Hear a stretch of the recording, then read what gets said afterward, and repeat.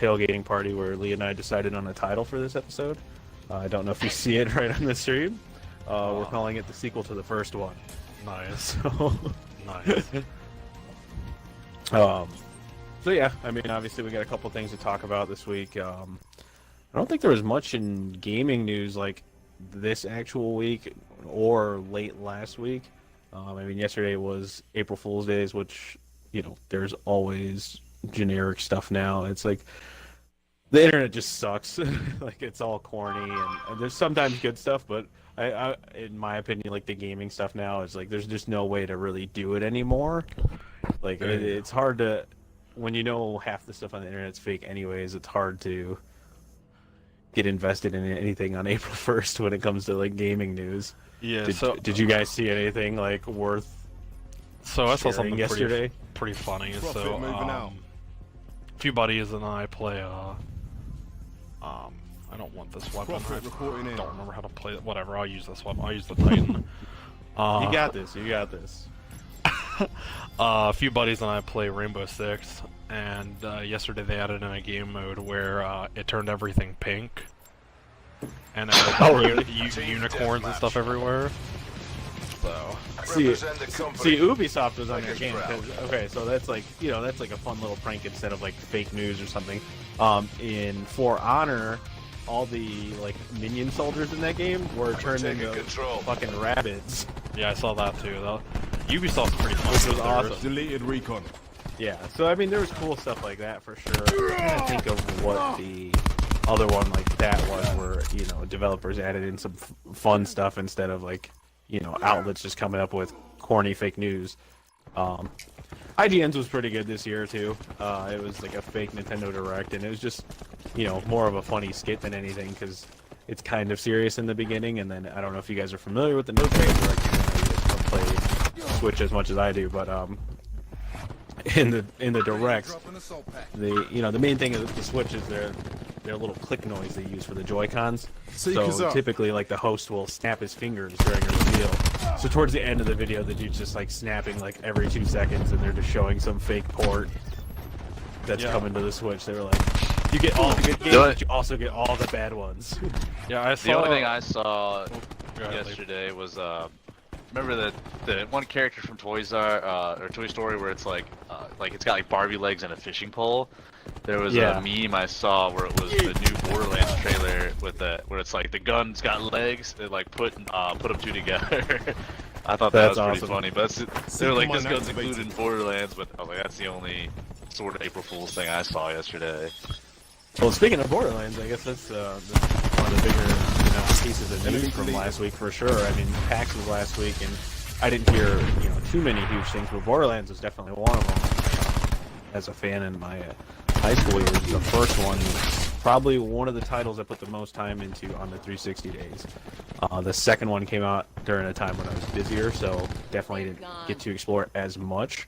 Whereas the first one, I literally only played with the same set of 3 friends, and we only played together. So we were constantly at the same level, never repeating a mission twice, and that was like the best way to play, and I just couldn't recreate that with the sequel. Lee, you didn't really get into Borderlands too much, did you? Not the first one. The second one, me, you, Cole, and Devin all went to GameStop at midnight and bought it, and then we played all night. We played but you remember like bit, how my connection was like constantly jacked up at my dad's house, so I couldn't like get on at the right times, and then we all started working. Yeah. What about you, Brett? Yeah, I played Borderlands 1 a good amount. Didn't have an Xbox when it released in 2009, but I picked it up in when I got my Xbox in 2011, and I played a few of them, like some of my best friends. We played a lot. We played 2 more, and then played the pre-sequel. But I have a memory of actually playing the first game and it being like midnight or like 1 in the morning, and we were near the end of Borderlands 1, near the final boss, and I actually fell asleep while we were fighting a boss. So I was exhausted, and then I just woke up like 45 minutes later and like was like, oh, what happened? Did you wake up to an achievement at least? I definitely had some late nights with that game, especially the Mad Moxie DLC from the first one, because it was like the wave-based stuff. We had 20 rounds, I believe. Yeah, screw that. Screw that DLC. Tempest I'm available. rocking out right now while we're talking. Somehow, I'm 17-5. But yeah, I mean, I'm excited for Enemy located. playing online more. Like, I would love for Nadine and her sister and Lee, like, for us to be a group, because I don't know how often Jeffrey would play, but like I like looter shooters, you know, and that's the king in my opinion, like the original. I'm just hoping, you know, I'm hoping it does something that like keeps me. Like I said, you know, Division 2 had canceled, pretty much canceled my pre-order on it just because the beta like didn't do anything new for me. You guys got anything to add to that? I'm excited for it. I thought it was sweet, and they said something about 1 billion guns or whatever going to be available, and that's going to be crazy, and just how much new shit's going to be popping in and out of the game too. Yeah. What do you think, Brett? Oh yeah, I'm excited. I'm probably gonna pick up the Borderlands Game of the Year edition or whatever the hell they're calling the remake tomorrow. Oh yeah, that does come out tomorrow, as well as additional news request on lightning 3, strike so my target. that's cool. So definitely keep an eye out for that. Yeah, maybe you and I'm sure by nature Tay's getting it correct. Yeah. So yeah, maybe we could do some Threat clear. streams or something, or get some gameplay on that, because I can't go back and invest a good amount of time in that. I know I can't. Like, that was one of that's from a previous achievement hunter to a still current one. That's one of my most proud games, especially because of the Claptrap DLC. You had to find some stupid items, and it took forever to get the last one. But I maxed that game. I probably have 93 hours in the first Borderlands, I think. And that's on one playthrough, and then a couple of light playthroughs on others that have less than 2 hours. So that's mainly on my one character. And you have all the achievements in Borderlands 1? In the first one. Correct. Props to you, my friend. I do not. I have every base game achievement. And Yes! I beat Brett once. I have every base game achievement, and I have the Ned DLCs, all the achievements in that one. And I have all the achievements in not the Moxie or the Claptrap one. I need to do one more Moxie thing, but that's 4 hours you have to waste, and I don't know if I can. Oh yeah, I with my set of friends that I played the first one with, we did 2 of the level sets back to back. So we did a 6 to 8 hour session. I remember going to bed at like 4 o'clock in the morning. You know, wasn't a school night, and I was just like wiped. We did 2 of the 3 in one sitting. Yeah, another funny story that I actually had fallen asleep. We were doing one of them. I forget which one. It was the latest one we did. Enemy lightning strike radar detected. And we were in the middle of doing it, and this was like early in the morning. Like, we started at like 8 a.m. or so, and I actually had to leave to go to like an event with my take parents. notes real quick. Take notes real quick. Brett likes to do it early in the morning, but go on. Yeah. But it was like, well, I had to go to an event with my parents or something, like, I forget what it was, because I was like 13, 14 or something. Yeah, something with that. Yeah. And I actually left, went to this event that took an hour and a half to 2 hours, and came back, and my buddies were still doing the mission. It's insane. I mean, they're insanely fun if you got the time to sit down and do that, and they are challenging, but like the amount of time you have to put into one sitting is crazy. Yeah, but I do have all the achievements in Borderlands 2, so that makes up for it, because that one has the do all the challenges achievement. Confirming kill. That's Yeah, it wasn't that I didn't like to. It was just literally the timing. Like, I didn't want to play by myself, and then nobody else wanted to wait for me because, you know, it's a new game. Everybody wants to play and keep leveling up and stuff. So I just was behind every time I got in. You know, I'd have to level up, and it was just like bad timing on that one. Real quick before we continue, I'm gonna back out and go into the lobby to try to pick up another player, but we can keep going. What do you call it? Borderlands 2, that's right when my younger brother was kind of getting more into playing video games as well. And we started getting views. Yeah, he was cool playing like Halo and stuff when I wasn't home, but like I got Borderlands and that was a new game, so he wanted to play that. And I deliberately told him to use a different, like, start a new character, but he wanted to use mine because I had all these good guns. And I forget what colors or which ones are like the better of the which, but I remember he sold all of my guns to buy like some really shitty gun, and I screamed at him so loud over fucking video game fucking weaponry. I forget what he did though. It was something it was literally so dumb, and I was so mad about it. But yeah, I don't have like nearly any achievements for I got kicked somehow, by the way. Oh, me too. Yeah, Yeah, well, that's perfect timing because we gotta grab Jeff anyways. But you know, that's actually funny, and you know, it's not on our little topic list, but we could kind of bring that up real quick. Is you know, what are if you have any on top, you know, that you could quickly think of, and I could start and give you guys a little bit of time, but what are some of like the most disappointing video game moments you've had where somebody else has ruined a save file for you? And I could start while you guys think, because I have one off the top of my head. I had to be no older than 8, probably 7 or 8. I had my Game Boy Color at the time. I'd beat Pokemon Gold and somehow got, I want to say Pokemon Blue, you know, second hand after that, because I was now fully invested into Pokemon. And I got it, you know, when I got my Game Boy Color, that's when Gold and Silver had just come out, so I was, you know, late to the game. So I played through Blue. It's my first playthrough on it, and I hit the Elite Four, and I was with my dad and his cousin, and for some reason, you know, his cousin was like, "Hey, what are you playing? Let me see." And I handed him my Game Boy, and I was in like maybe the fourth or, you know, final fight in the Elite Four, and I hadn't saved like a moron, and he turns my Game Boy off, and so for some reason I was so upset by this that instead of just, you know what, let me fight the Elite Four again, I just started a new game.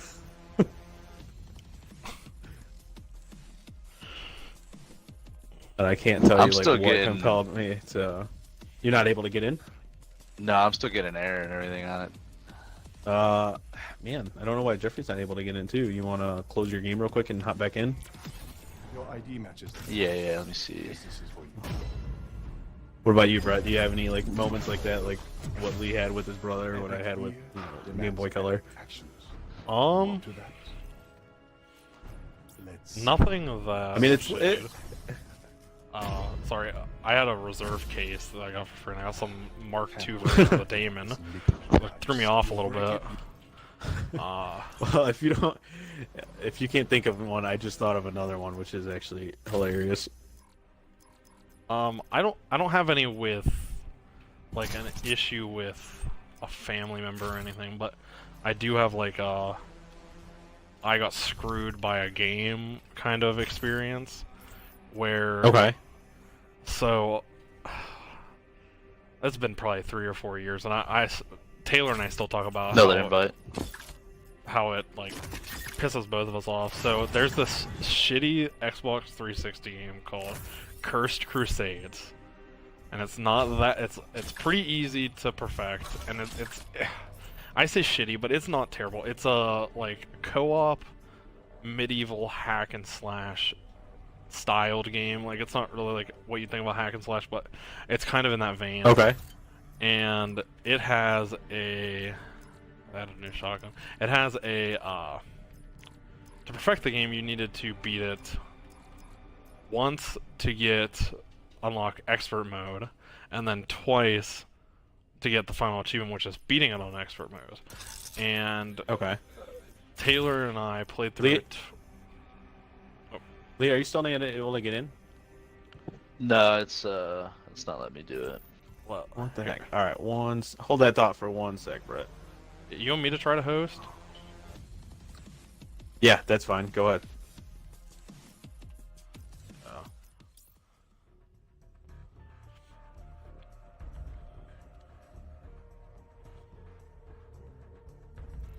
Oh, I'm gonna episode 2. Connection issues. Episode 2, Revenge of the fucking server. Yeah.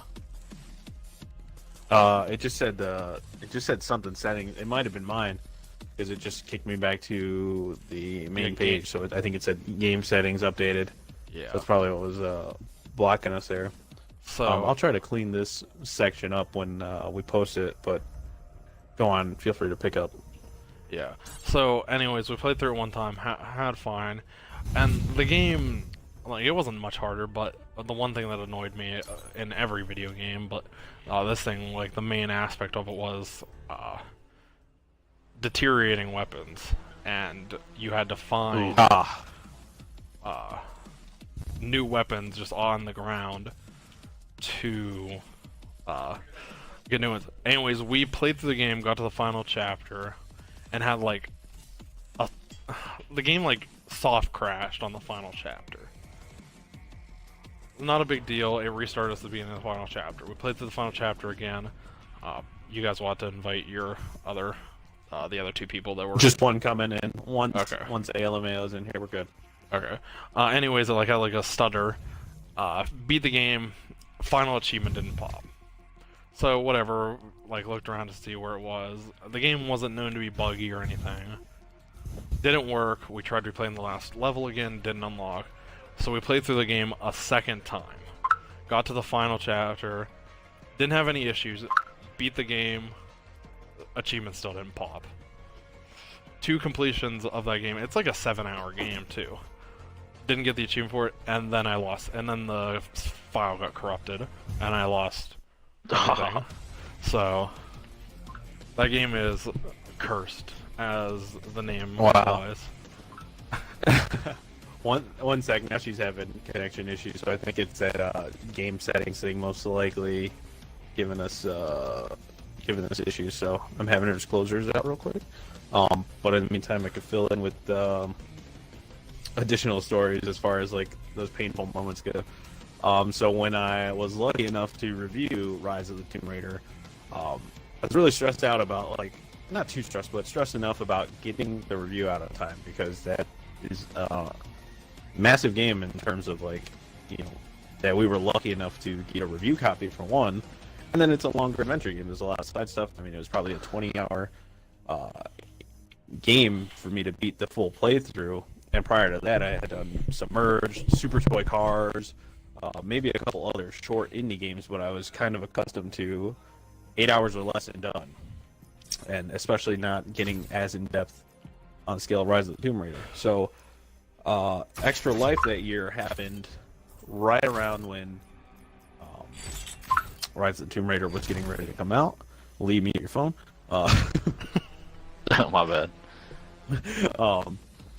And I had maybe 9 hours of my playthrough, and once my stream was jacked up then, because I definitely didn't have the know-how to keep it running smoothly, my stream was kind of jacked up by like 10 o'clock that night, and I was still planning on stream until 6 the following morning.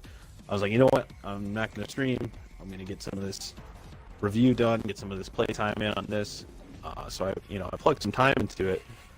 And I had about 12, 13 hours of gameplay in there total. And my buddy Hugo, who was over for the event and stayed the night, the morning before he left, he wanted to try it out, and he ends up overriding my save. And I was panicking. I was like, no, come on. Like, it's something I could breeze back through. I wasn't worried about the difficulty or anything like that, but I was worried about the time I'd have to put back into it. And all right, you can start it. There we go. Team I was worried. deathmatch. Oh, can you switch that? Yeah. Yes, please.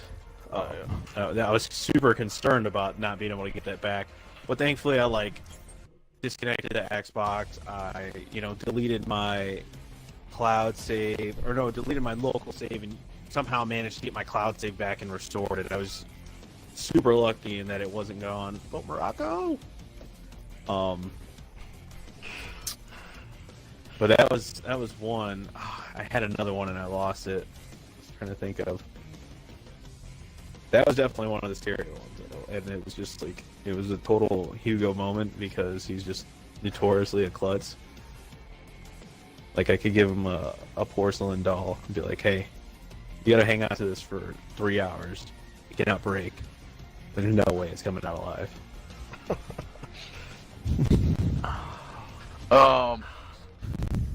So what, I know you sent me one today, Train Valley 2. What other reviews I know like Hell Warders just posted last night or today, so that's available for you guys to see. What other stuff do we have going on? Hell Warders and She Remembered Caterpillars reviews are both up as of today, April 2nd, 2019. For those in the future, those are both out. We still have Stories, Path to Destiny's coming out. Lee, we got 2 requests out for you, so hopefully you get those and can. Yeah. Hopefully we get those. We got, like you said, Train Valley 2, and then Yep. What was the hockey one Profit called? moving out. I forget the name of it, but that's probably Bloody bad, Hockey, I think. I think it's Bloody Hockey. Okay.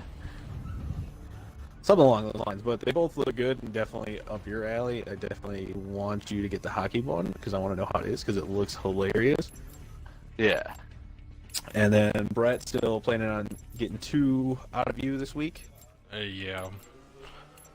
Super Blood Hockey is the name. Team deathmatch. Even better. Yeah, Grid so on mercenary assets. life kind of ruined the plan. Access Denied should still be out this week. Daggerhood should also still be out at some point this week.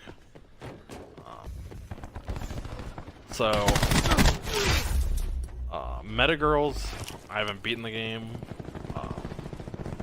but I have played through. I've played through a good amount of that. I'm probably gonna start writing that as soon as I can get those other 2 out. So I guess going off the last week of the assumptions, playing it, it's very Mega Man-esque. I remember telling you guys about like the opening cutscenes identical to like Mega Man 9 or 10, where something happens that a bunch of other robots get stolen by the bad guy, and you're left as the sole person that didn't get captured. Hostile UAV detected. If you like Mega Man, it's good. I'm not a huge Mega Man fan, but it's still a decent experience. Yeah, I mean, it looks good enough. Yeah, I mean, it's a very good game. Even for me not liking Mega Man that much, I've put like a couple hours into it already. I'll probably play Yeah, I've more. never been into. Ooh, wow, I just saved myself with that. I've never been into the core Mega Man games, but as a huge Game Boy Advance fan, I was really into Mega Man which I would love to get. Like, I really hope Switch at some point does a virtual console specifically for Game Boy Advance, just because it's so fitting as far as like aspect ratio and availability goes. Like, it needs to happen. Yeah, totally. Yeah, because I would love to revisit, like, you know, Ruby, Emerald, as far as the Pokemon game goes. Enemy UAV Zelda above. Minish Cap, which is my favorite Zelda. And then, like I said, those Mega Man Battle Network games, which are super fun.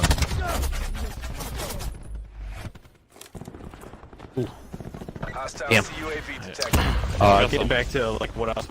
Go ahead. Go ahead. I was just gonna continue with that. I just lost my train of thought. No, yeah, Metagirl's very similar. Trade like, value. Yeah. Metagirl's very similar. Like, you start, you get like 4 worlds to pick from. It's like Shield Gal, like Dash Gal, stuff like that. Go through that, get another power up, go through that up. It's a lot easier than Mega Man. So if you're not, like, if you think Mega Man's difficult, this game's doesn't have a lot of checkpoints, but has a lot of places where you can I revive it. fucking hate Strike Team. Holy, sorry, Brett. God. You're fine. You're fine. Has a lot of they're rather short. At least like the first few levels were rather short, and there's 8 levels in total. But should be a decent review for that. Supplies. And then First come, first served. Damn. I and Me. Man, Ohio team is killing Ohio and TA. I'm doing awful in this game. We were killing it the I haven't last got one. a We good had like I'm about to a, we had like a. log Are you off. serious? We had like a 15 No, I- minute delay. my gun's Technical not working. difficulties. We lost all our mojo. But He's probably right them about that. I and Me played a little bit of that. There's 4 worlds for that. You. God damn it. I finished the first world of it already. I guess it's similar to Braid. to an aspect of what I've played of Braid. I Enemy haven't CUAV played a lot of established Braid, above. but so it's just like a Hostile UAV circle. flat side scroll, and you control 2 cats Tracking and multiple they move at the hostiles same to time, UAVs. and you gotta find a way to not get them killed. You gotta move. Sorry, you're trying to get investment. We're just getting smoked over here. 18! 14. All we have is 18. I don't even have a kill yet. I've shot down more Enemy UAVs strike than team I've seen deployed. guys. They have another strike team. Enemy UAV I'm above. really about to back out. It's because he's a higher level than us. Like, so they're playing us with the pros. Hostile CUAV detected. But the 2 at the same time. Be advised, There's hostile other tactical games out beacon there with that active. concept. Some of them are difficult. Hostiles have established multiple Yeah, I mean UAVs. it's. I'm on the second one. It's Net call. like Hostile Hellstorm inbound. it takes a little bit of. The guy has Multiple 40 enemy kills. CUAVs above. It's kind of difficult. I mean, there's like no penalty. The game's definitely made for like They're taking this. it's definitely like Push now. a kid's game, but a little bit more difficult. Like, cause you can just hit the Enemy UAV right above. bumper or something, and it shows you like part of the solution, and then you just have to go from there. Cause like the biggest thing, I guess, like one of the solutions, I guess the one I can remember the most, that being like a little annoying at the beginning was like Enemy so you gotta get them CUAV like established the goal is above. like a picture frame, and you have to get them in the picture frame in a certain way to complete the level. And like there's one where you have to put one of the characters on an elevator, and the elevator has a wall on the one side, but the wall only goes so far, and you can't jump or anything because there's spikes above the other character, so you gotta actually move only whenever that wall's in place, and then when that wall's gone, you have to wait, or and it goes the same way. Like the elevator moves by itself, and then there's like a little box on the other side too. Oh, That thank if you God. have to go the other way, you gotta wait till the elevator's the whole way up, move That's as a fast hard as you fail. can while it's up, Get out of and, then, there. and once it goes down, you gotta wait again. So like test of patience and some problem solving. Yeah. I like it. It's probably out of the 4 games I'm gonna write, it's probably gonna be the highest, the second highest. Highest Probably score. Yeah. yeah, it and Access Denied are probably pretty high. Metagirl's good, Daggerhood are both good. They're not gonna get bad reviews. I like my time, but they don't seem as fleshed out as like a puzzle game. They have a lot of content, but I think the puzzle game, especially with the ease that you usually get with Ratalaika games, I will leave. Ratalaika games are usually easier. I noticed that like games they publish are usually, even if they're something that's notoriously a harder genre, they're usually easier still. So like puzzlers are usually what Ratalaika games does the best. Yeah, yeah. But yeah, that's everything for me. Hopefully I can get them out. I was not expecting to get, shit on by life this week, but it happens. Hey, bring toilet paper everywhere you go. Yeah. So I mean, there's a couple other floaters out there. We got some requests going. I know we requested. Actually, today I requested Hellblade on Switch. So I'm really interested to see how that translates. If we were able to get it. I'm gonna invite Nadine to the party. She's just gonna listen in though. Okay. She won't be on the stream. What else did we send out? You can go and start up the next match if you're ready, Brett. I guess going on Hellblade, I just beat Hellblade for the first time, so. Yeah, it's an awesome game. I'm just really curious how that that game's gorgeous looking, and I wouldn't say too frame rate dependent, but counters and things sort of are. So I really want to see how it looks in handheld. No, Yeah. I wouldn't mind playing through again. It's a great game. Yeah, it was. I had a blast with it, but that's what it's very realistic, and the Switch can run well with with ultra realistic. But I'm just curious of what's gonna get changed, because obviously it can't run as well as a PC, Yeah, PlayStation no. 4, Xbox. That's a very visually dependent game. But if you get it, I would love to hear how it like.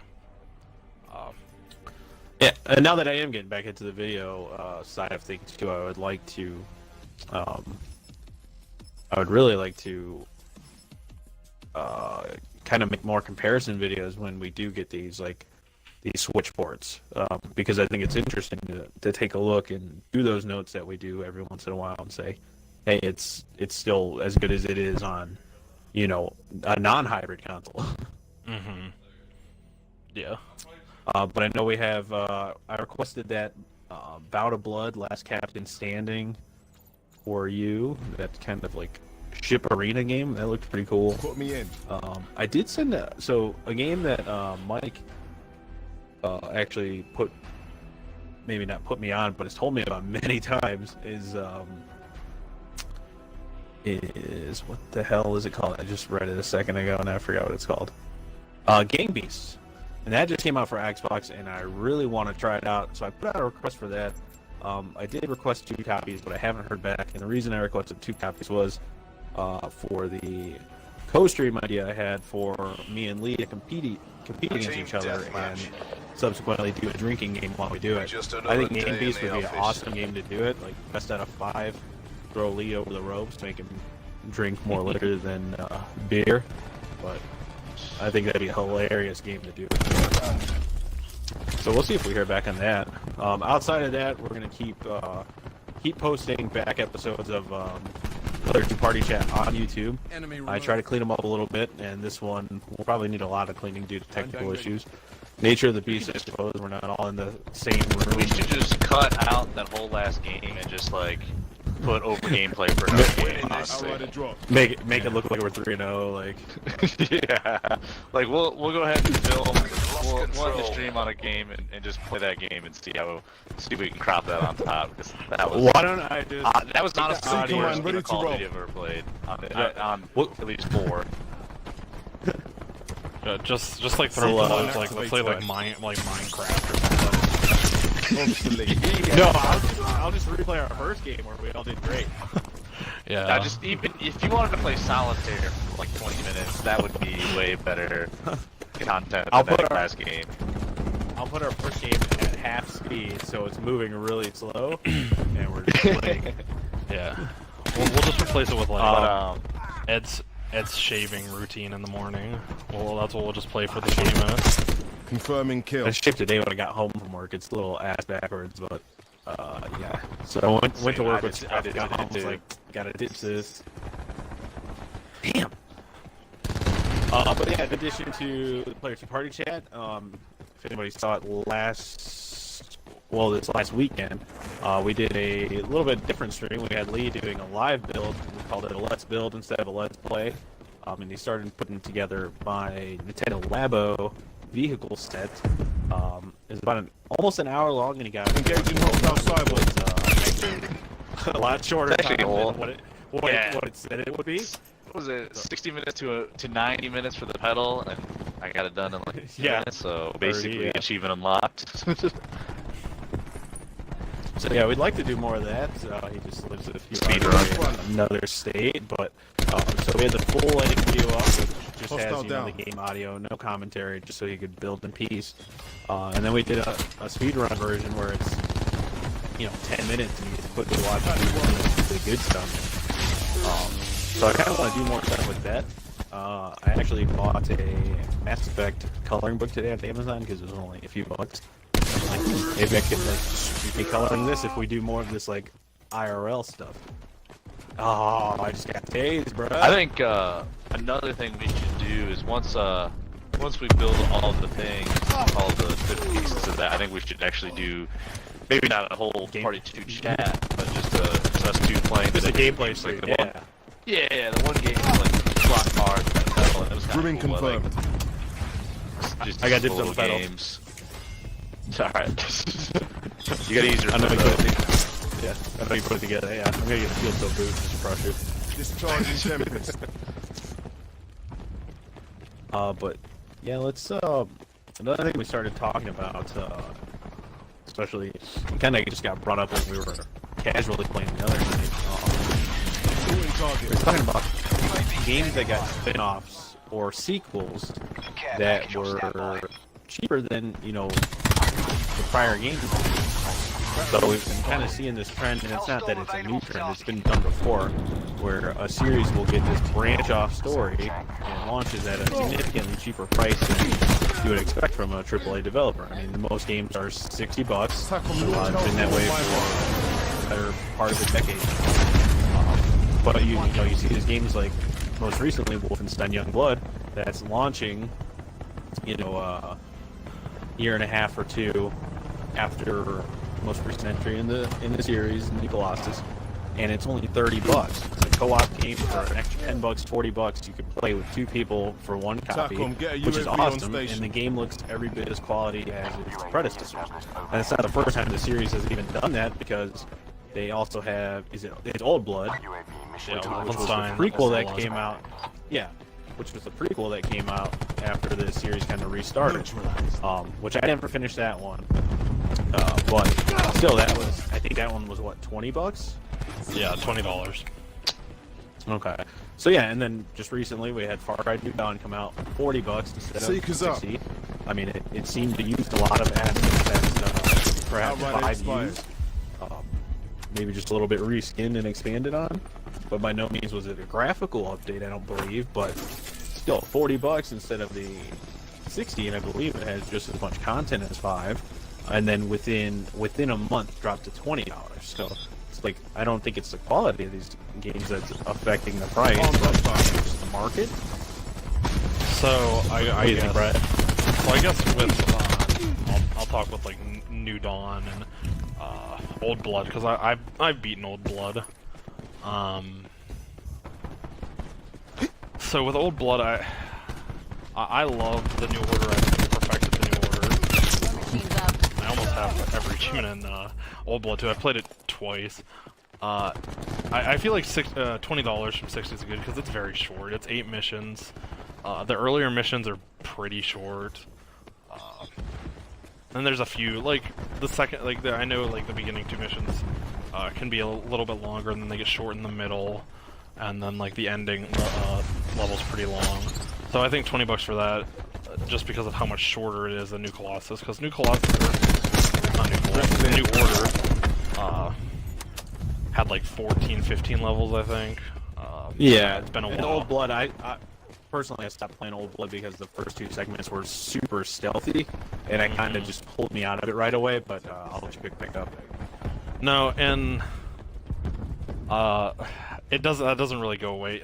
Like the middle levels, you get to be like this badass, but the end levels, especially if you play on Uber, I played my second playthrough on Uber, you have to be stealthy on the last level or you're gonna get destroyed by some of the larger enemies. But it was very similar. There were a few differences, like I know some of the perks were different, some of that. But nothing is different as deploying C command. As far as quality goes, right? As far as quality, like nothing was different on that end. But one, like, I guess moving from that to New Dawn, which I'm playing right now on a weekend stream. I've been playing a good amount of that. Oh, don't be afraid to skip Breakfast with Brett. It's a great title, and I came up with it. Yeah. Yeah, you're the best boss ever. You made the best title ever. Hey, I'm the idea man. Yeah. Hey, we wouldn't be here without you. I'm early. I'm not incubated.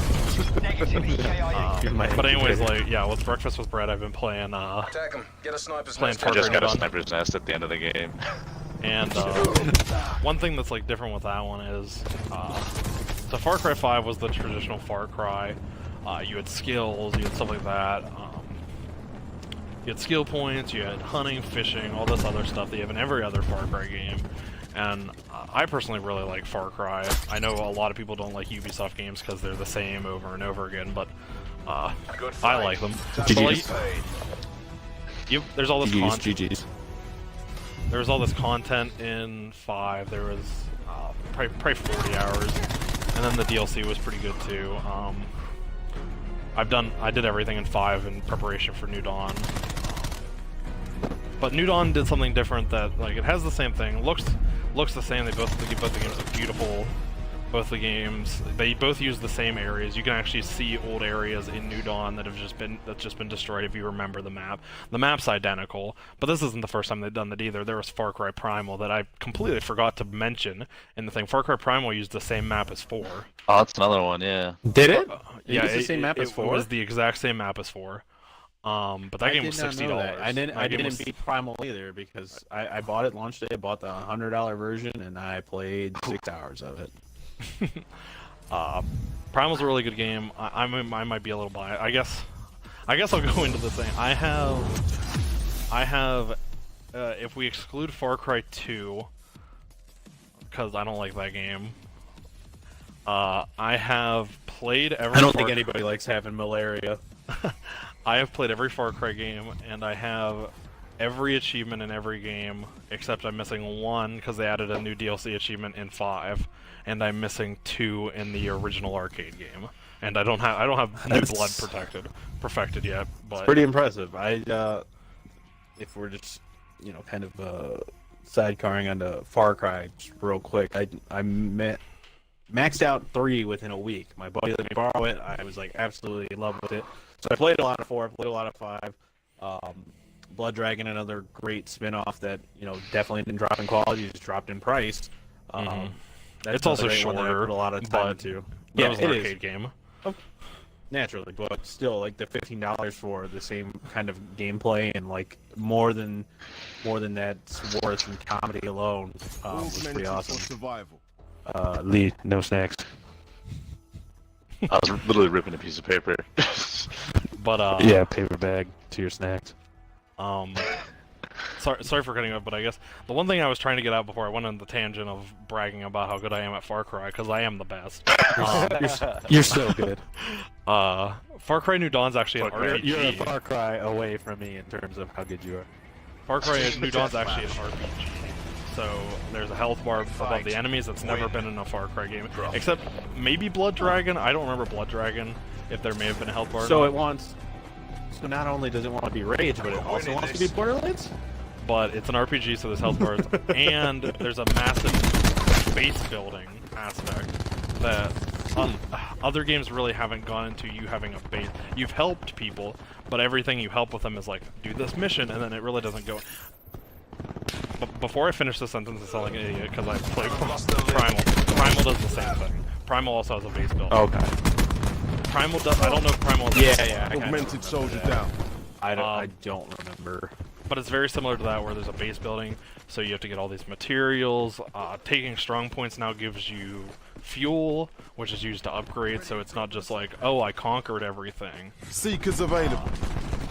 Like, there's actually a sense of why you need to do it. I like Far Cry New Dawn. I know a lot of people didn't, and I've seen the reviews where a lot of people don't. But I'm having fun.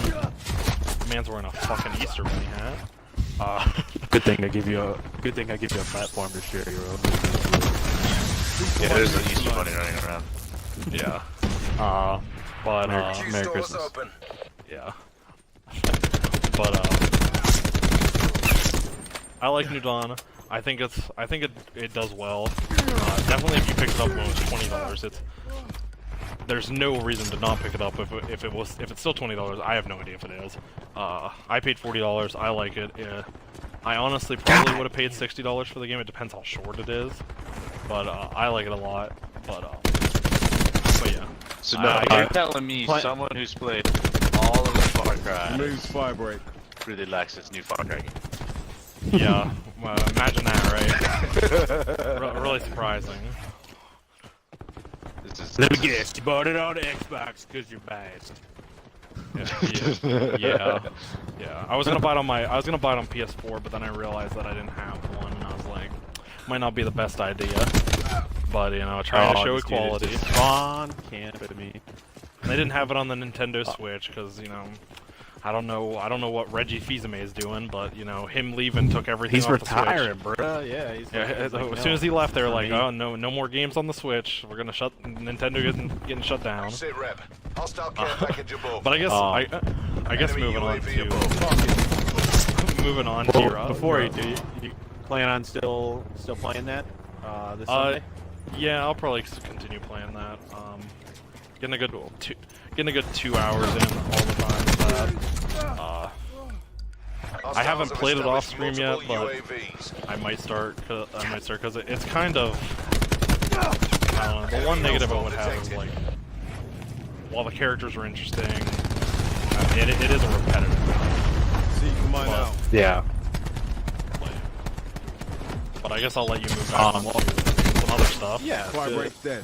More the kind of spin-off we were mentioning leading up to the stream was a series.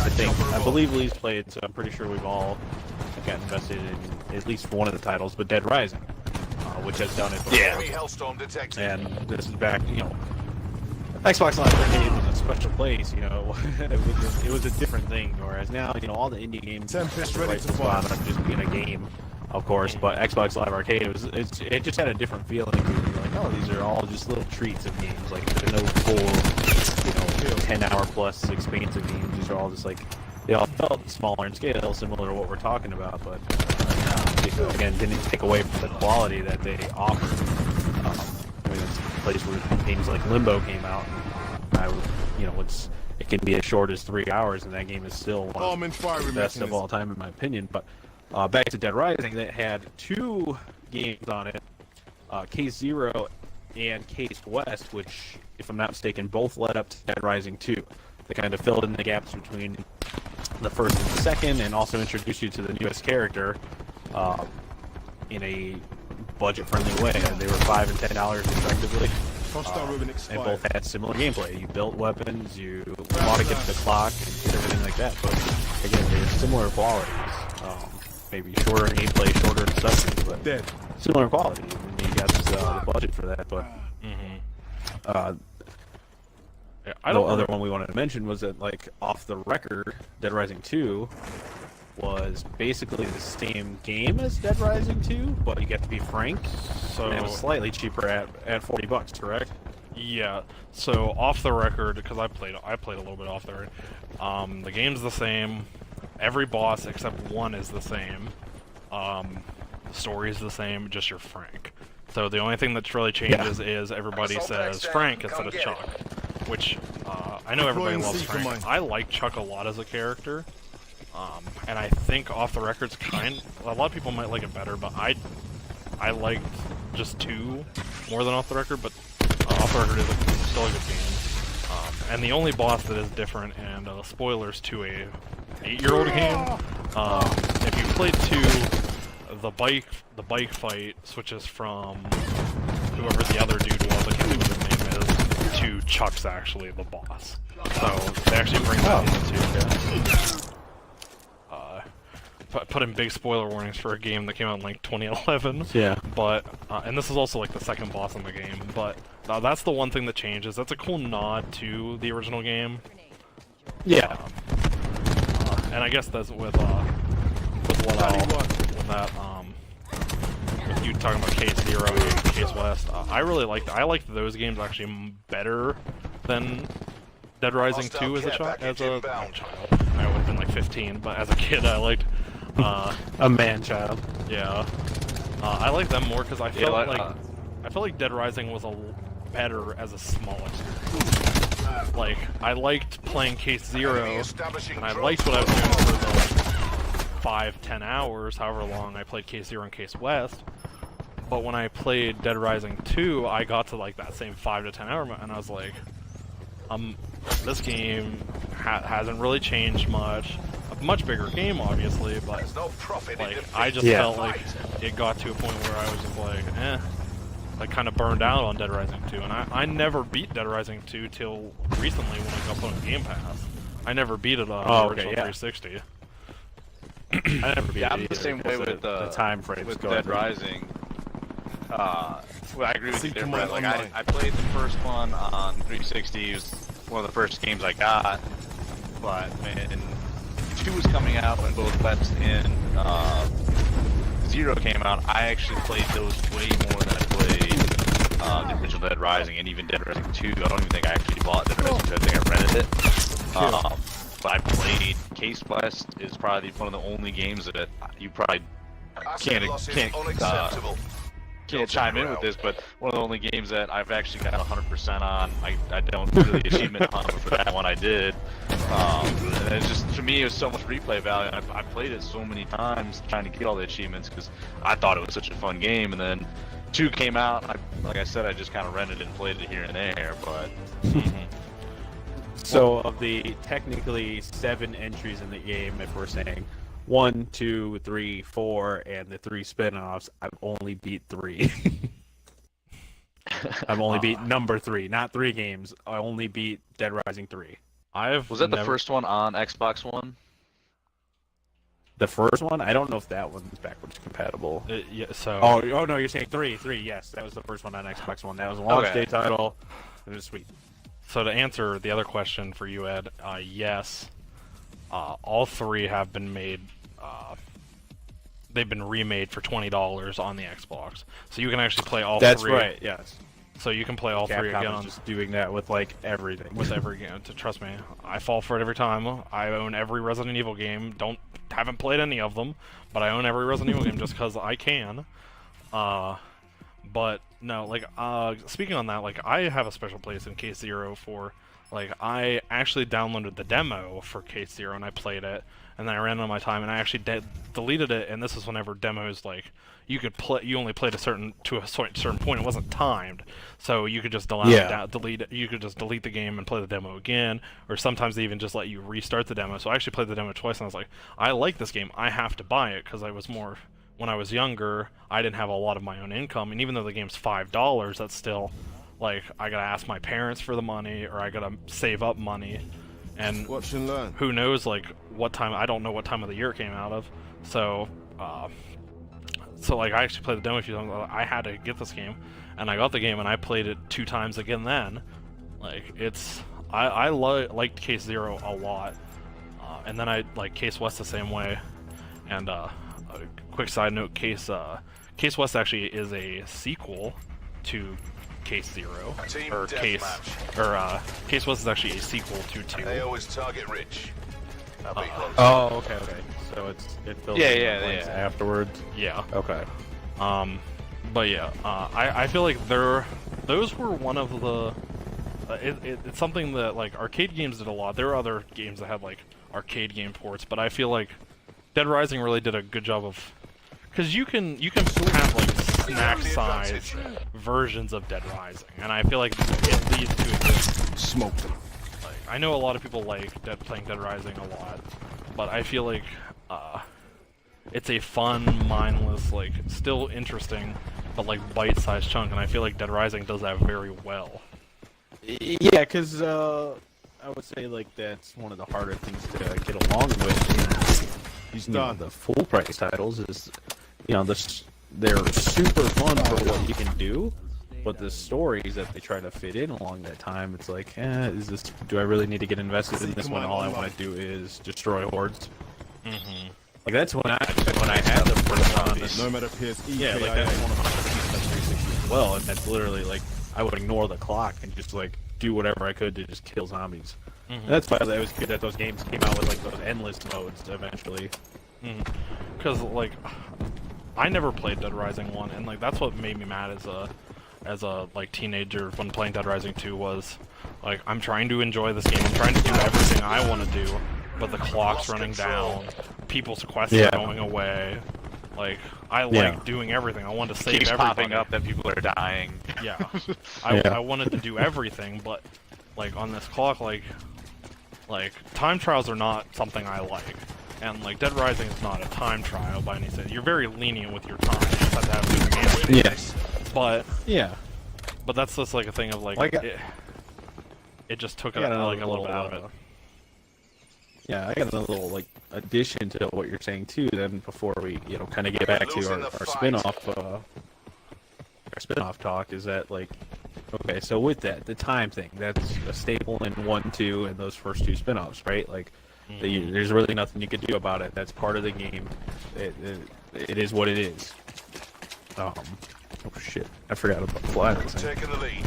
Sharpshooter active. So it is what it is. You know, you had to fight the clock. You learned, get better, repeat, right? And then 3 came out, and it was significantly easier. I think you could switch it to a mode where you had to be concerned about the time. But the base game, the core game, time was not as big of a deal. Like, you had plenty of time to do what you needed to do in the base game for 3.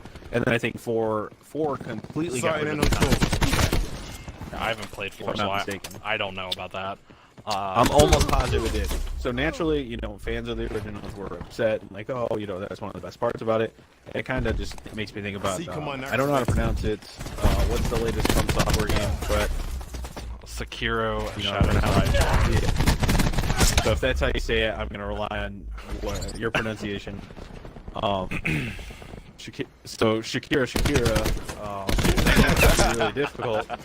Just replace just every time you say it, just replace it with me saying Sekiro. That's all you have to do. Yeah. Just like have like a terrible like little soundbite. Yeah. But yeah, so the game's supposed to be difficult, naturally, as most From Software games are. Tempest up. And a lot of people on Twitter and social media are clamoring for that game to have an easy mode because it's supposed to have a good story and like all this great aspects.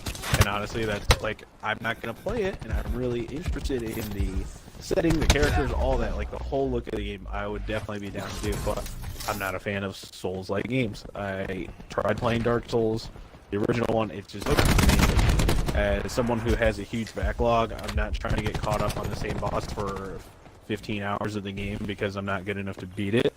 And don't get me wrong, I like getting better and learning, but with a game like that where you know, that's the core of the game, I don't want to do that for Hostile UAV circling. 60 plus hours. I can do it in Fury, which is just boss rushes, but I don't want to do it for 20 plus hours when there's also like a story involved and, you know, a crazy world to explore. But Fury, it's boss walk, boss walk, boss walk. Like, that's it. So I'm fine with it in games like that, but like, why? First come, first serve. I get like that's, you know, that's the main attraction of the game, but for the fans that are like, you know, somewhat concerned that if they would do that, that would kind of ruin the game to a degree, or, you know, they don't want to include it. Why not? Why not have an easy mode for people that are less inclined to play and kind of open the floodgates to a wider audience?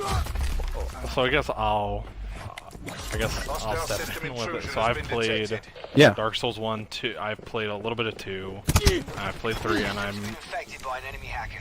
probably 20 hours into Sekiro. So Sekiro is definitely the most difficult in the franchise. It's a very tough game, especially if you're keen to Souls games. Actually having habits from Souls actually actually hinders you more than if you went in new, because the game is very different. That's interesting. So I guess the way I'll explain that. So a mechanic in Souls that's really that you're taught to do and that's really beneficial is dodge rolling. Dodge rolling gives you invincibility frames in Dark Souls. You guys just got quadded on. Nice. So dodge rolling actually gives you guys invincibility frames, and this game does not have a dodge roll. It has a sidestep, and the sidestep produces none or very little. I can't really tell if I'm dodging properly because there is a dodge button. It's a sidestep, but you can't dodge through an attack like you could in Dark Souls. You have to dodge around it. So they have like a thing where they have like a deflect system, they have a counter system, they have stuff like that. And Sekiro is very good. It's very difficult. It's a very hard game. It's, but whether it should have an easy mode, like, I don't know. I'm not gonna say it doesn't deserve, because you made some good points. You obviously want to try to enjoy the game. You like the setting, you like the style, you just don't have time for the difficult there's game. And I get that. I'm trying to think what the name of the game was. There's this other there's a PS4 exclusive that's not from software, but another Souls-style game that's very Japanese setting influenced and all that with the characters. I considered getting it multiple times, and then I read that it's like that, so I straight away, and I was like, that's a bummer because I'm really interested in, again, the settings, the characters, like everything looks really neat. But I'm not going to get invested just to shelve it right away because of the difficulty. And I agree. It's just, you know, like it's. Yeah, go ahead. Sorry, I didn't know. No, go ahead. I didn't mean to cut you off. I apologize. No, I was just gonna say it's just like it's such a common norm in games to have difficulty settings, and the people that are diehards for it play them. Like, you know, yeah, most games in the hardest difficulty is not easy, but again doable where you can learn. And same for Gears. Go ahead, Lee. But where you beat the game on easy to unlock the insane crazy mode. Like, exactly. What if they did a version where it's like Sekiro, you beat it on the normal mode, and it unlocks the easy mode, and then you can run through. Like, I wonder if that's something like as a funny haha it would put into the game. Like, yeah. So Souls actually makes the game harder if you beat the game, because it puts you in New Game Plus mode, which makes it harder. And even that, there's actually items that can make the game harder. So they do have that. They don't have anything. And like I said, I agree with like you. Same as Halo Legendary Ready. with certain skulls. We're losing the the more fight. difficult if that's your fancy. Yeah, and I'd love if you were able to, like, I think it's a game that like people should be able to enjoy. But it's also and I don't agree with the beating it if there's an easy mode and people beat it. It takes away from the people that actually were good enough to beat it on their own. Any game with a difficulty setting. good enough at No, that's not what I'm saying. I mean, that's like the big thing is people who are claiming for an easy mode are just not like that's the big thing on the internet right now is people that want an easy mode in Dark Souls or Sekiro aren't good enough at the game to get it to do it. And like I'm not gonna put that as something that that I don't feel that way. But then it's also like I don't know. I'm not gonna say one more kills. I'm not gonna say one way Yeah, or I get another. Yeah. If you want to play a Dark Souls game, that's like you want to experience a Souls game, I highly recommend playing 3. It's the easiest. It's not easy. Don't take that as me saying it's easy. It is the easiest.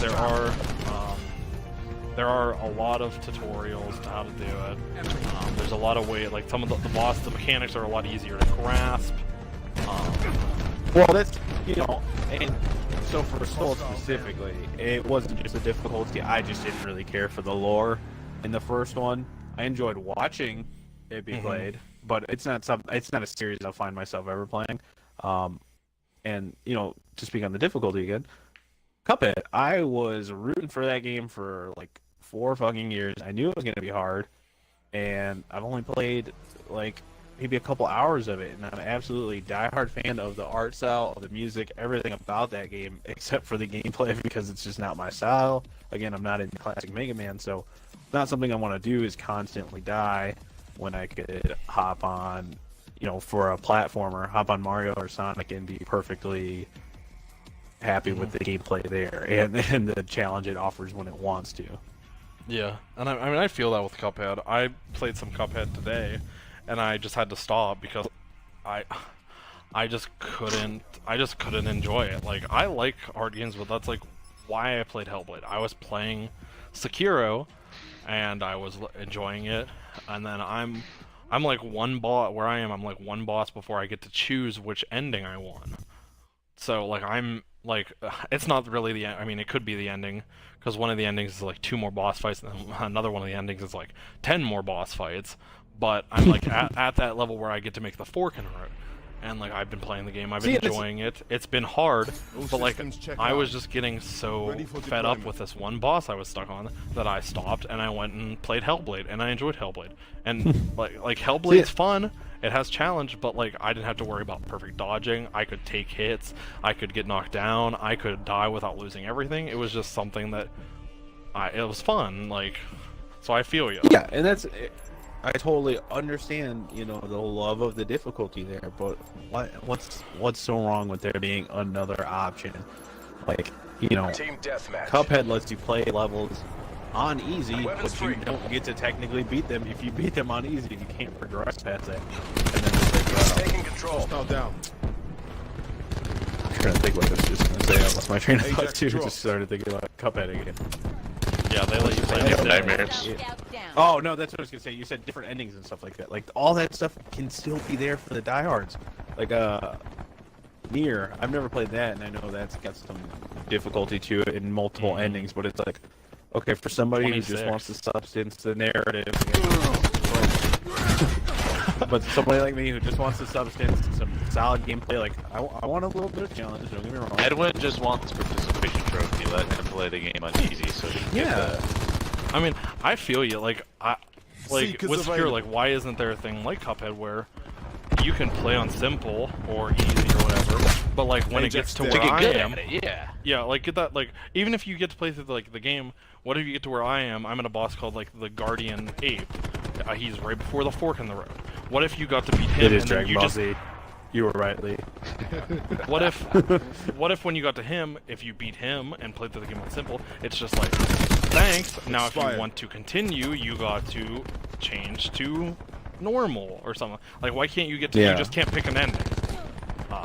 Like I kind of. You know what? I'm gonna have to like. I'm gonna have to think about it now because I feel like there is a Stores game open. out there that's kind of like what you described. Ajax dropped.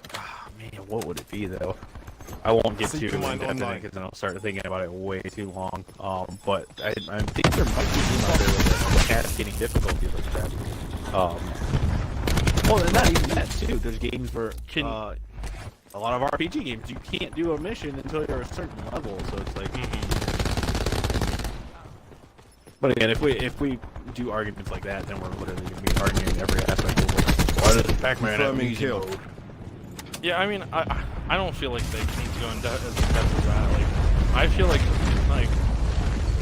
I don't know about, like, I'm not gonna say whether or not Sekiro needs an easy or a hard one. But like for you, like, why can't, like, Cuphead? If you play on simple, can you go past the first inkwell? Like, I don't know. I never played on simple. I played the game on regular because I knew you couldn't get achievements on simple, so I didn't play it. On simple, if you beat the level, you can beat the level. Tango You down. just basically practice it. Okay, so Well, I mean, no. they could No, do 'cause that you- with if you- Sekiro though, like, so you at least you know, like, all right, like this dude's gonna hop out of here, this dude's doing. But that Yeah, game you is can open flag or world, whatever. though. That game's Yeah. open world. So the way that people like diehard fans with that say that like the simple mode like that, you dying is you learning how. If you die, you know, oh, there's an enemy there, there's an enemy here. And I will tell you, like, you can get overwhelmed in both Dark Souls and Sekiro by normal enemies. I'm not gonna say you can't, but if you die in Dark Souls or Sekiro, it's always usually to a mini boss or a or like a boss. Rarely will you find, unless there's a new enemy that you just don't know how to combat, rarely will you find it where like normal enemies are super hard. There are definitely like enemies that go against that, but a lot of them are just to practice. And Well, like, here, I'll make one last Deploying like Seeker mine. metaphor for it, for like my reason. Like, Appears all right, KIA. if you watch a trailer for a foreign film and you can't understand a word in it, but it looks cool, there's an easy Right mode for there. that. It's called subtitles. Like, not everything for everybody. You want to try to be into it. yeah. You could slightly learn the language based on the subtitles, aka easy mode. Every time I watch it and I don't understand the words, I keep rewatching it and I pick up a little bit more. See, she said right there. Like, I don't want to die 20 times in a game when I could probably beat 3 levels in another game Yeah, in the same amount of time. I don't want to throw my controller through my TV 10 times to beat the first mission. Every time you spend $300 on new equipment, you learn a little bit. Oh, and I'll tell you this. I'll be front with you. The second mini boss in the game is no joke. It is one of the hardest experiences for an early game that you will ever experience. So So you said that's a mini boss, not even like the boss boss? You have to Enemy fight deleted. 4 mini-bosses before you even reach the first real boss. Does the hotel charge you each time you fight one of the mini bosses? Mini bar joke. Fuck, it didn't land. Yeah, I knew what you're trying to do, but it wasn't that great. So the way they get around, I'll cut that out. I'll cut that out. The way they get around that is so how like Dark Souls, Hostile you down. upgrade in Dark Souls by you get soul. You kill enemies. You kill any kind of enemy. You get souls. Bosses drop significantly more souls. That's Dark Souls. So you're like a Seekers ginger available. guy. Yeah. in Sekiro, normal enemies just drop XP No and man eradicated. currency, known as Sen. That's what they drop. But mini bosses will drop prayer beads, and real bosses will drop memories. So memories upgrade your. Thanks for the memories. Memories will upgrade. See, they Close. Make it official. have an easy mode for everything Brett's talking about right now. It's called the guide. Yeah. Yeah. Don't go spend How the thick is the $60. guidebook for Shakira? Line it up. The guidebook's hip, don't lie. Yeah. Jesus Christ, I'm getting old now. I laughed at that joke. Shit. Um, Alright, I'll edit that one in over the bar joke. No man So you just hear it twice. Anywho, so prayer beads, I have which another is sniper's nest. what you get for prayer beads is what you get for killing mini bosses. So if you get 4 of them, so you gotta beat 4 mini bosses, you get to level up your vitality once. Merchant, think twice You can before also trying collect. that There's some again. prayer beads that are just hidden around the world, stuff like that. So that upgrades your vitality, so you can take more hits. You can use more stamina. Your posture. You don't. So like the posture systems where you block or deflect, that doesn't go down as quickly. So that's good. And then if you kill a boss and get a memory, you actually get your damage up. So that's like kind of the way where instead of Dark Souls where you just leveled everything up by just having these souls that you could amass, the only way to level up is actually beating these bosses and finishing the challenge. You can't just grind to give yourself. That's why this game's not as. This is why a lot of people are saying this game's not as appealing as like Dark Souls is either, because Dark Souls you get grind.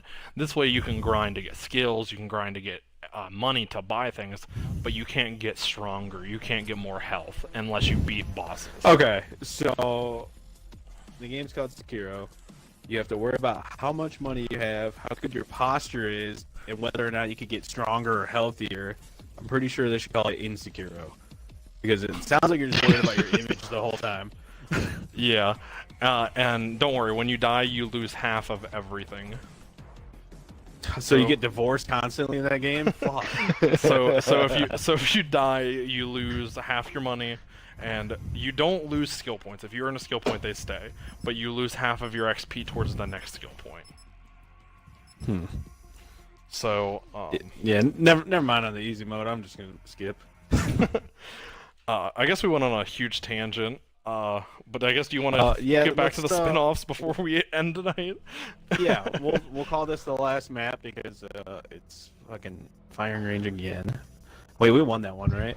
Yeah, We just like really blacked won. out at this point. So back to the spin-offs. There was one other quick honorable mention for cheaper ones that used similar assets, similar quality.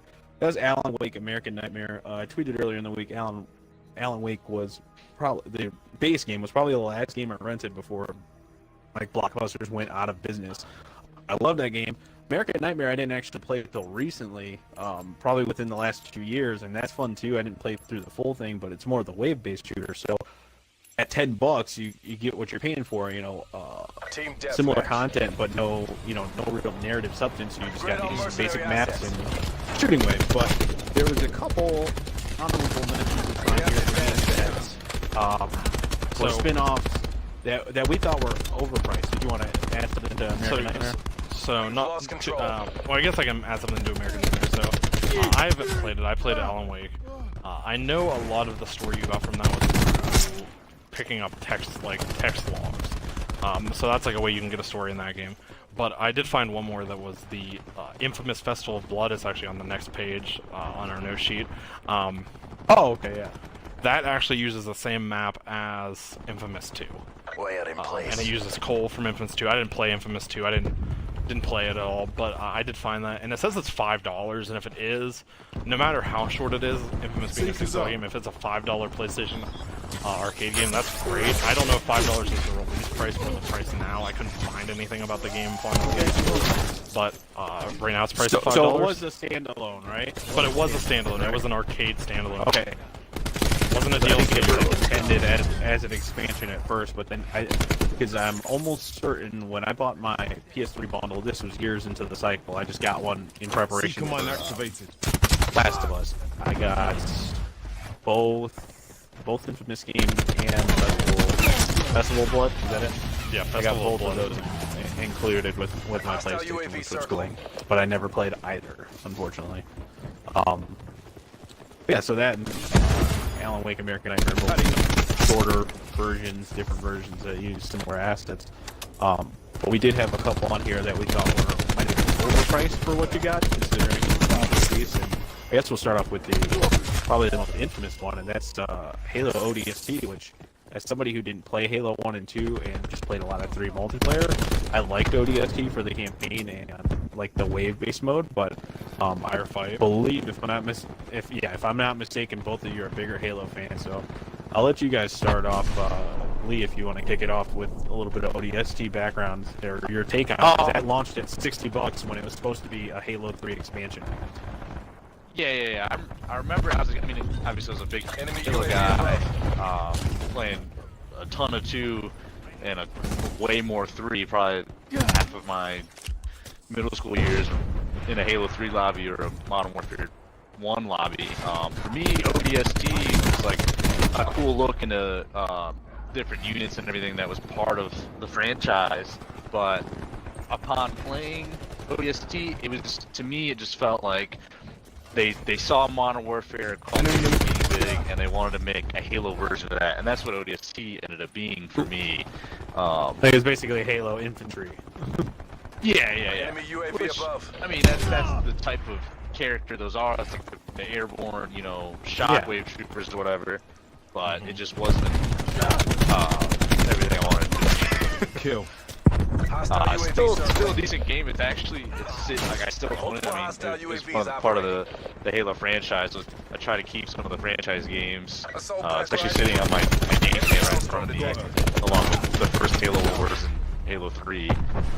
But Brent, what did you think of it? Did you play it at all? So, I have not played 1 or 2. Okay. I never played 1 or 2 growing up. I didn't know an original Xbox, so I didn't play those. But I did when I got my Xbox in like I think the game came out in like 2008. When I got my Xbox in like 2010 or 2011. It didn't come with it, but I bought Left 4 Dead 2, Army of 2, and Halo 3. Like, those are the 3 games that I picked. And this was Halo. Halo was already solid choices. Yeah, Halo 3 was already out for like 2 or 3 years, whatever year I got my Xbox. But there were still tons of people playing. It was the newest one still. And then I saw ODST drop, and like I was like, cool. Some of my buddies, I had a buddy that really liked Halo. He loved ODST. Really liked Halo. But ODST dropped and we picked it up and we played Firefight a lot and the campaign was cool. But I was just kind of disappointed of why I paid $60 when it just put me back into Halo 3 multiplayer. Like after I beat the campaign, I didn't have any interest. Like, what was the point of having it? Like, I could just put in my Halo 3 disc and do the same thing if I'm just gonna play multiplayer all day. And Halo 3 had so many more modes that, like, as far as replayability, they had the Forge, not only multiplayer, but they had like the little custom games you put for ODST. They introduced that firefight mode, which I guess could be like a horde style. But Modern Warfare 2 had something like that with that special ops kind of thing. So it was already like an idea that was out. You know what to do. Yeah, and I mean, I agree with you. By no means I think Halo 3 ODST was bad. The game was good. The campaign was fleshed out. And, like, the firefight was good. They added a bunch of firefight maps. It's definitely worth it. $30, $40, but I just don't think $60 are worth it once you did all that, and if people didn't like firefight, you only beat the campaign so many times. You go back to multiplayer, and it's the same multiplayer as if I just put in my Halo 3 disc. Like, I just didn't... I think I pre-ordered ODST too.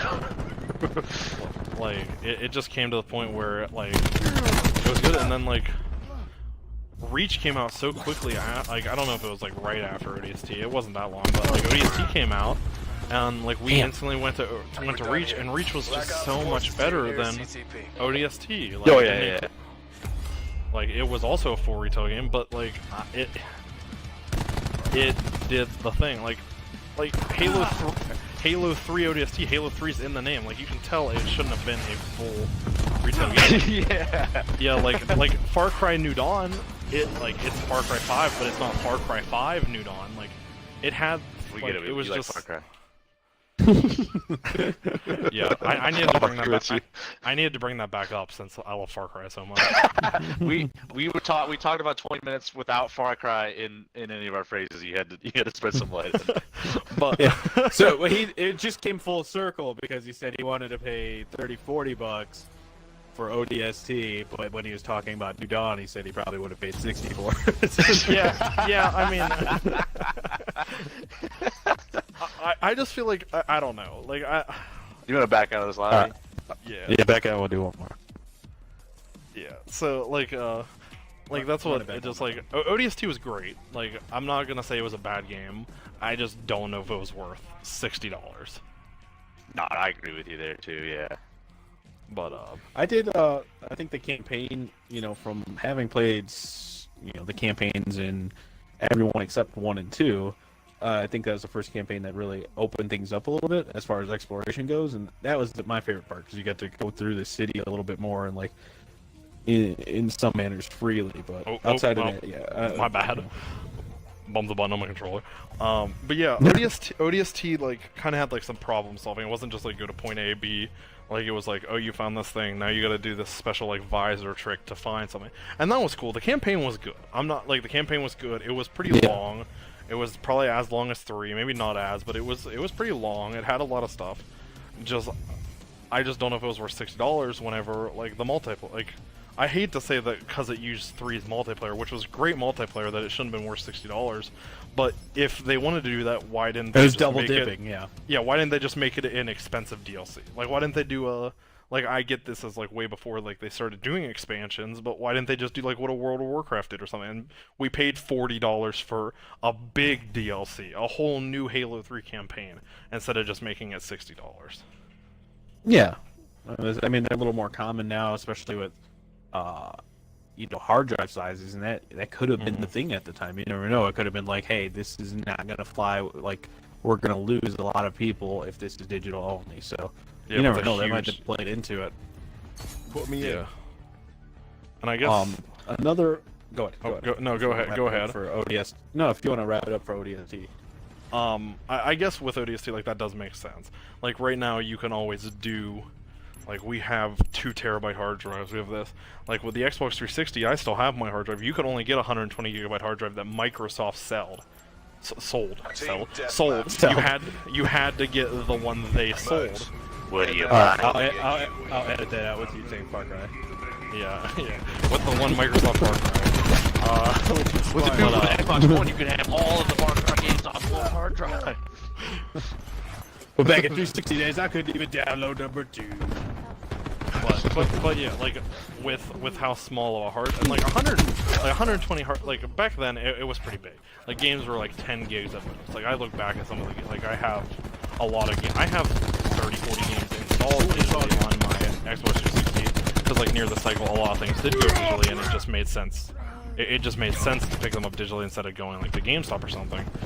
So it will hold a lot of things, but it's nothing like right now where I have 2 hard drives that like equal to like almost 6 terabytes on my Xbox, and like this fucking game is 80 gigs, so yeah, games are a lot bigger. Red Dead's 120 fucking gigs, and I don't know how the fuck that game's that big.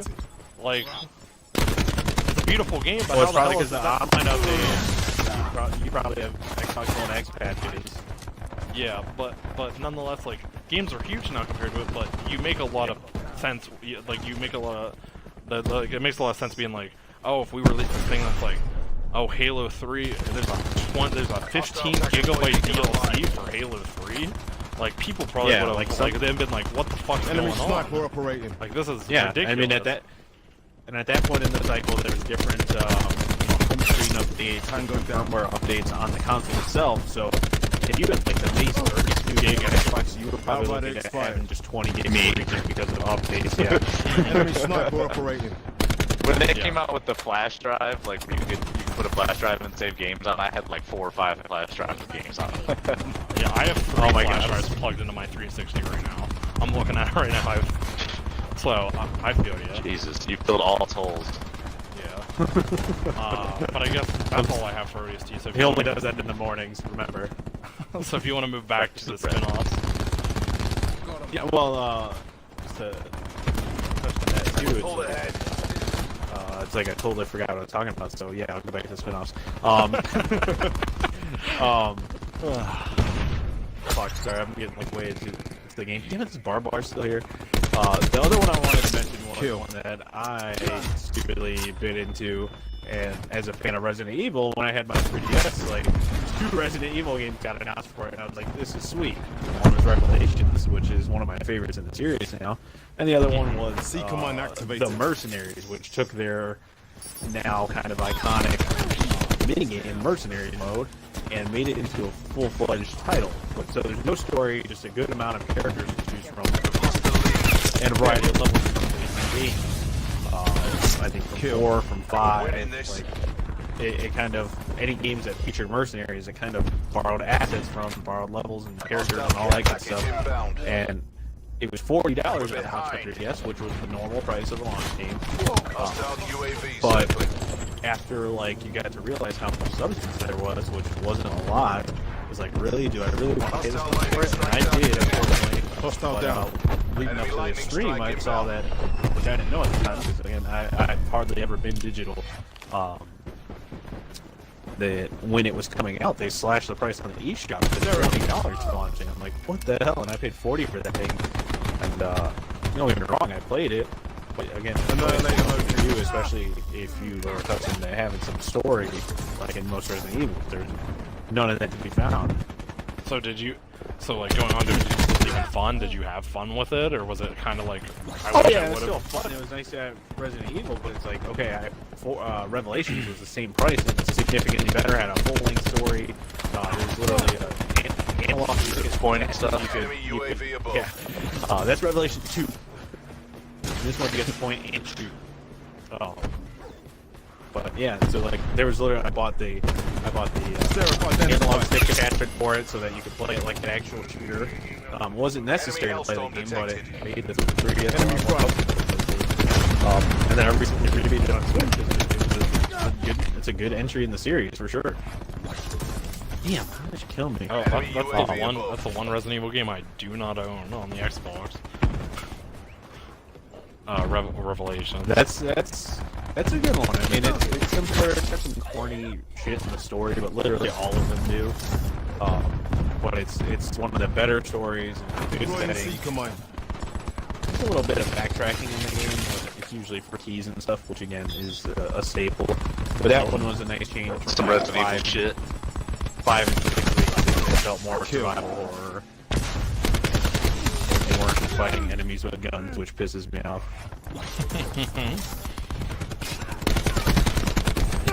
Like it's like Resident Evil 5, all these got Resident Evil 5 4. You know, most of 5, I won't say all of 5. Most of 5, they got like sickles and teeth. And then in the end, they're like, we found a fucking credit AK-47. You better take Enemy cover. down. But like the rest of the game was like, yeah, and then you know most of 4 is like you just get stabbed with pitchforks and chainsaws Hostile and tactical fighting the beacon farmers online. union because you're Bud Light and you put out a Super Bowl ad. But Discharging Tempest. Arming so fire. like that was Enemy one tech of deploy the beacon destroyed. just after the fact. Enemy RCXD in your AO. I'm not gonna The one put house, $40 for They it. have 2 sets of barbed wire and 2 microwave shields when you go up the stairs. So those 20. Yeah. That's alright, we got I just got a care package that had Joanna Gaines in it. I'm gonna throw her over there. She's gonna redesign. Target mover. But I guess like moving back Damn. to I guess a different one that I played. I don't know if you guys have played it. Ratchet and Clank All for One was another one that was $60 on release on the PS3. Okay. They use similar assets to Ratchet and Clank: A Crack in Time. Okay. So I never played Ratchet and Clank before this game, but I kind of fell for the gimmick of it's 4-player multiplayer. I can play this game with my brother. Like every other Ratchet and Clank was single player, and I had fun. I don't know how it compared to the other games, but from what I've read, it uses a lot of the similar assets from A Crack in Time. So that makes me wonder: was it worth $60? Like I thought, oh, this is just another game in the series, not knowing much about the other game. But that's another one of I don't know how other people that have played all of them if they thought it was worth it. Yeah, and I think and you could back out of this lobby so we could wrap it up. But if memory serves correct, when I was reading every review and not sacrificing that time for now writing them, I remember that one scoring lower, if I'm not mistaken, because of that. I don't think it was fully fleshed out. But yeah, I mean it happens. I mean there's games like Tekken Tag Tournament, which doesn't have to be a standalone game. That could just be a mode, but also it can be a standalone game. Like if they just want a new entry, it could go both ways with that one. Like I think it could have its own titles, but every Tekken should feature that as an option. And one thing I didn't write down while I did this is I remember Tekken Tag Tournament. I actually played it on the 360. I didn't realize that it was. I never realized that it was 2. I mean, it says Tag Tournament 2 in it, but like I never really paid attention to that because I was like, oh, this is the one they did because that's like a. But apparently, so Tekken Tag Tournament is a PlayStation 2 game that used a lot of the same assets from 3, and I guess you can put that into fighting games as a lot of fighting games use the same assets. So like this one's a little bit of a different game. It was $50, which was full retail for the PS2. But like Tekken Tag Tournament 2 is actually a sequel to this, and it was actually like its own game. Like they marketed it as its own game, like they built it around. It wasn't using assets from anything else. It was just because people liked this game, they made a sequel. So yeah, and that's why I said I think it could go either way. Yeah, so I don't know if that's like something of like, are we gonna start seeing where spin-off titles start getting their own sequel, which obviously its sequel was $60, which was retail whenever the PS3 and Xbox 360 came out. So it didn't really change other than like just games becoming more pricey as consoles as we aged as like a society. But like, are we gonna start seeing like smaller games that are spin-offs like Youngblood or New Dawn or like how we had Case West and Case Zero? Are we gonna start seeing in the future where we're gonna like there's gonna be a sequel to Youngblood? Like, are we gonna see another story following? I don't see why not. The daughters, because Ubisoft prior to 5 coming out, prior to Primal coming out, they did these surveys and asked what kind of games you would like to see. And one of the answers that they posted up was, I believe, a sequel to Blood Dragon. But I don't think it'd be uncommon because we already get that with other series. Modern Warfare branched off into its own series when technically it was Call of Duty 4. Yeah, and we got Black Ops 1 through 4. So like we got like just like I'm doing that. And I guess another thing, speaking with, I guess going back for another one that I completely forgot about, when Unity came out, Assassin's Creed Unity. The different Ubisoft team actually made Assassin's Creed Rogue, which is which was the 360 exclusive because Unity was a next-gen exclusive. It may have been on PS3 as well, but it was a last-gen exclusive. I'll call it that. And Rogue actually takes place during 3. It's the same time as 3. You play a Templar, and the story conflict. I haven't played Rogue, but from what I've seen, the story actually conflicts sometime with 3. And a lot of the assets are from 3. And that game releases a $60. It came out way after 3, because there was 3, then Black Flag, then Unity. But since it was a 360 game, it used assets from 3. But that game was also full retail. And now it's also out on Xbox One and PS4, probably for $20-30 as well, since they keep porting everything over. Yeah. And that might be a good topic for another time. Is whether or not that's a good thing that every game's getting remade all the time. Like, No. Yeah. Yeah, I so think we yeah, made some really I good think we points. could- Yeah. Yeah, we could expand on that for sure. I know we got another topic that got left out today that we'll bring up again. And we're planning a nostalgic episode. I'm sure that one's going to run long. Today ran a little long because of technical difficulties and a lot of let's call them side quests Far into Cry. different subjects. Yeah, Far Cry. Yeah. Brett Because recapped every story for every Far Cry game. Yeah, tune in for the new party chat. It's just gonna be me, and I'm just going to read the transcripts for Far Cry 1 through New Dawn. That's all it's gonna be. Every Saturday at 10 o'clock a.m. Tune in to watch Brett live stream him flipping every page in every Far Cry guidebook and reading every word. So I mean, we got some other cool stuff coming up on the next streams. Obviously, we got a couple topics we could expand on. There's going to be more news to talk about. I mean, we forgot about Borderlands and we started talking about that and something else that kind of just branched off on its own, which is how I like to see it. But that nostalgic episode will definitely do some strong planning for. Probably stream Halo 3 there. I know we want to switch it up in the coming weeks too. Brett suggested Left 4 Dead, which we got to see if Lee still has, and then I wouldn't mind hopping on, which Lee suggested Red Dead Online as well, and doing some quests and dicking around there. So definitely some more good stuff coming up, hopefully. Cool. It was fun, guys. Yeah. Let's do it again next week. Yeah. All right, next Tuesday at 7. I'll download this, trim out horrible jokes and technical issues, and put it up on YouTube. Alright, it's been fun. All right, thanks, guys. Talk to you later. See ya.